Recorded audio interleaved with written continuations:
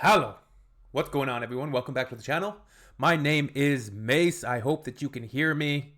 I'll turn up the mic or I'll adjust the mic. Let me know if there's any issues that you're having.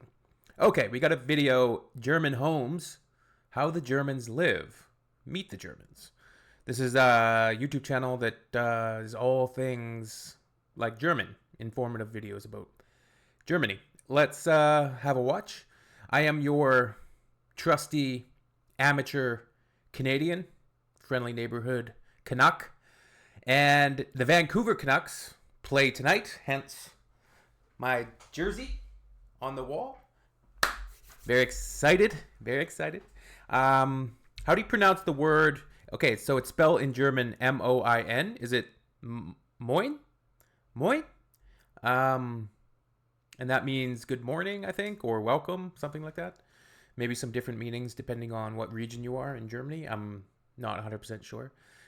Guten Morgen is good morning. Guten Tag, I think, was afternoon, right? And Guten Abend was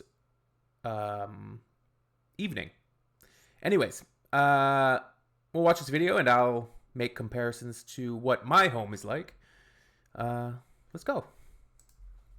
Did you know that in German addresses, the street name comes first and then the number, and the postcode or zip code comes before the the street name and then the number. That's interesting. I always wondered about that. And also the zip code, because I used to work in airports and we'd have to ship cargo to, every once in a while, like something to Germany, or delayed baggage. We'd have to get it delivered, and it was always interesting formatting the addresses for that. city. And check out the doorbells, no numbers. Instead, they're labelled with the surnames of the... That's pretty smart. Actually, my sister's building has the same thing, except it's like a Star Wars computer panel, and you can like page up and down, and then you just pick the name out, and then it dials the doorbell ringer number. People living there, which strikes me as slightly unusual for this privacy-loving nation. Anyway, for today's episode, we're at home with the Germans. She's got a point. Like, it's a bit out there, right? Your name can be discovered. Everybody can see. German homes come in all shapes and sizes. They also have pretty logical names. A house at the end of a row of houses is called an end of the row house, or ein Endhaus. A house where one family lives Rein Endhaus.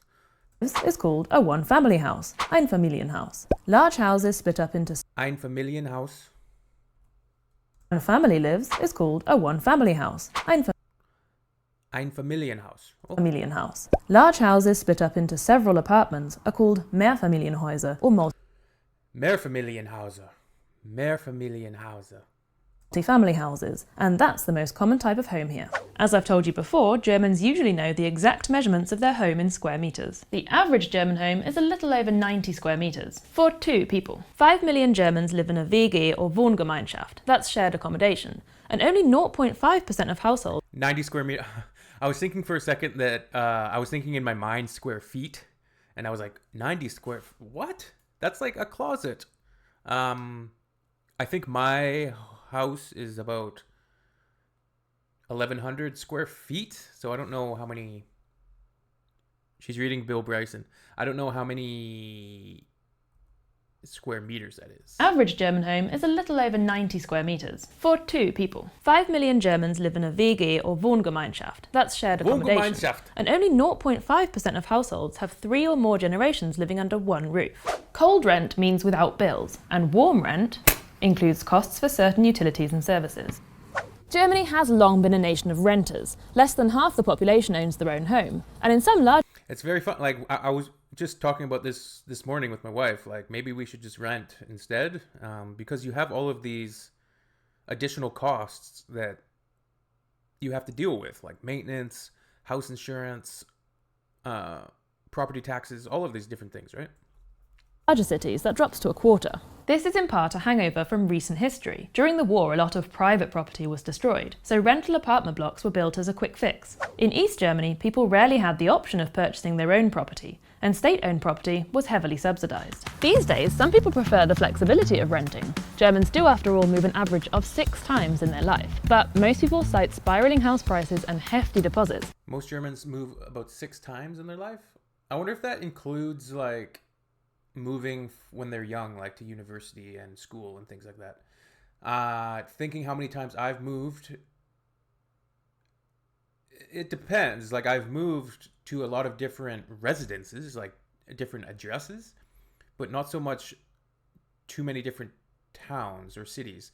I've lived in 3 different cities, and how many addresses? 1, 2, like quite a few, maybe.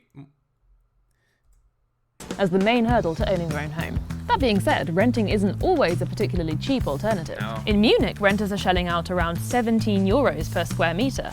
Berlin has introduced a controversial 5-year rent freeze to try and get its prices under control. And some people are getting creative, shunning traditional living models in favour of houseboats, campervans, communal living projects or tiny houses. Ein Tiny House ist ein kleines Häuschen, meistens aus Holz gebaut, zwischen 10 und 20 Quadratmeter auf Rädern, auf einem Pkw-Anhänger, ist aber auch eine Bewegung. Ja, ist eine Bewegung, die vor ungefähr 15 Jahren in Kalifornien in den USA eingesetzt hat. Und wie ist es dann nach Deutschland gekommen? In Deutschland gab es ja schon immer durch diese Kleingärten eine... Yeah, we also have a growing movement of tiny houses and modular homes, like pre-built homes. And I think getting houses smaller is smart. Like, me and my wife in particular, we don't want a super big home. We just want something small and which feels like home, which feels like it's ours, and that you can relax in while you're, you know, having free time. You just want somewhere that you can really relax, you know, sit in the yard is amazing, and being able to barbecue, and just, that's the main things that we like. Tiny House Affinität. Deutsche und auch Holländer, die ja sehr viel Camping machen und Caravaning, die haben eine hohe Sympathie für kleine Räume. Welche Vorteile bietet ein Tiny House? Wenn wir nicht mehr so viel Platz beanspruchen, können wir nicht mehr so viel kaufen. Yeah. Wenn alle Menschen auf... You can have this giant house and you can fill it with shit. My apologies for swearing. It made me think of a comedy bit by the great comedian George Carlin. Hopefully you know who it is. If you don't, it's was a famous American comedian, and he's got some... I wouldn't say that he was like misanthropic. Well, yeah, he was misanthropic, wasn't he?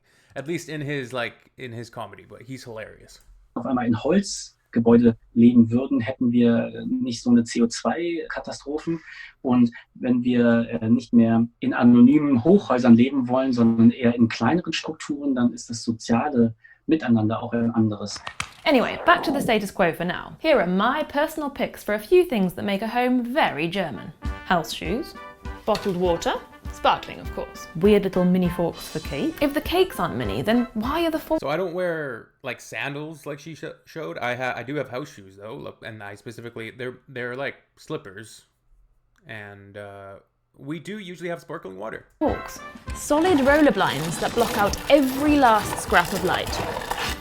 One of these retro-looking wooden measuring sticks. Ah, that's cool. A cellar with caged-off storage spaces. A beloved balcony. That's the most sought-after home feature. 2 duvets, very practical. And unwieldy, squashy, frankly ridiculous square pillows. Newcomers often have a few surprises when they move into their first place in Germany. First of all, don't expect a house or flat to be furnished, even if you're renting. And the biggest shock of all might come when you enter the kitchen. Yep, it's totally normal to take your entire kitchen with you when you move. Counters, cooker, sink, everything. One good thing about moving here is that it's a team Wow. Didn't expect that one. effort. It's absolutely the done thing to enlist the help of all your friends. The only payment required is beer, pizza, and the knowledge that you'll return the favour. Of course, it wouldn't be Germany without a good set of rules. The small print in a rental contract can include... I feel like that point about your friends helping you move is pretty universal. Yeah, we do the same thing. I've helped friends move, they've helped me out in return, and yeah, usually, you buy a pack of beer, so you can crack a few beers and have some pizza or some dinner once you're done. Include such gems as the exact level of noise you're allowed to make, how often you have to air your flat out, and the requirement to repaint every room a neutral colour upon your departure. If you've noticed anything else about the German way of living, leave me a comment below. Thanks for dropping by.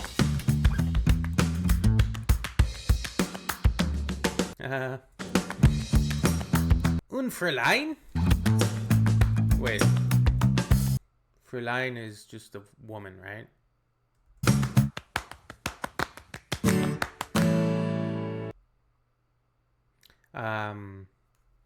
Yeah, I was just thinking of Indiana Jones and the Last Crusade, which we watched recently. And of course you have like the bad guys are the Nazis. Great film. Love that film.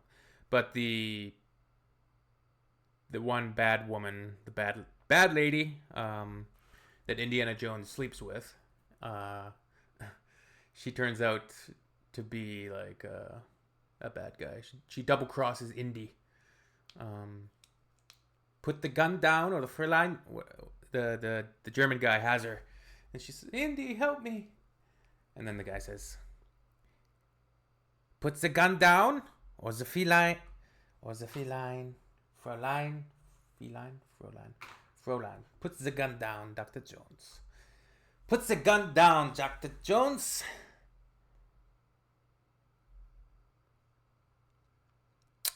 All right, everyone. I don't know what I'm doing, but thank you for joining me. I appreciate it immensely. And yeah, until I get to Germany, we'll see you then, I hope. Tschüss. We can share some beers at Oktoberfest.